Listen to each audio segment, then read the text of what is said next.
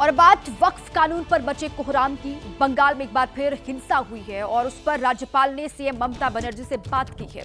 राज्यपाल सीवी आनंद बोस ने कहा है कि उपद्रवियों के खिलाफ सख्त कार्रवाई की जाएगी। राज्यपाल ने सीएम ममता बनर्जी से राज्य के ताजा हालात को लेकर बात की है। राज्यपाल ने कड़ी कार्रवाई के निर्देश देते हुए कहा कि किसी को कानून को हाथ में लेने का अधिकार नहीं है। लोकतंत्र में विरोध का स्वागत है, लेकिन हिंसा का नहीं, ये उनकी ओर से कहा गया है। वक्फ कानून को लेकर बंगाल में बवाल लगातार जारी है। अलग अलग इलाकों में किस तरीके से विरोध किया जा रहा है। राज्यपाल ने सीएम ममता बनर्जी से बात की है और ताजा हालात को लेकर उनसे जानकारी हासिल की है।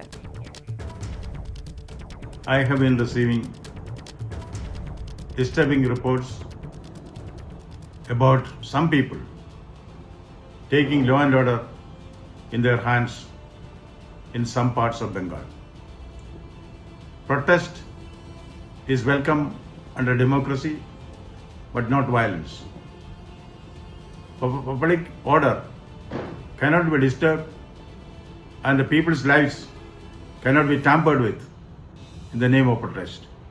Very strong action will be taken against the miscreants on receipt of information about certain troubles likely to brew in certain parts of Bengal. There was a confidential discussion between the governor and the chief minister. All action will be taken against miscreants.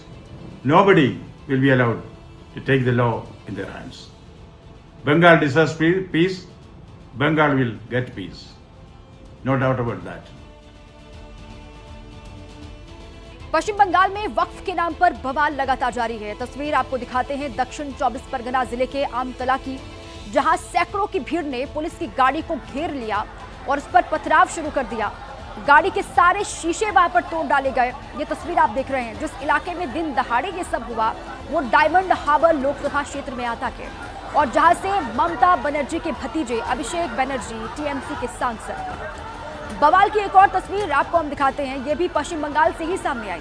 एक बार फिर मुर्शिदाबाद में हिंसा भड़क गई और यहां सूती इलाके में जुमे की नमाज के बाद मुस्लिम समुदाय के लोग सड़क पर उतरे बहुत बड़ी तादाद में और उत्तर और दक्षिण बंगाल को जोड़ने वाले हाईवे को जाम कर दिया गया।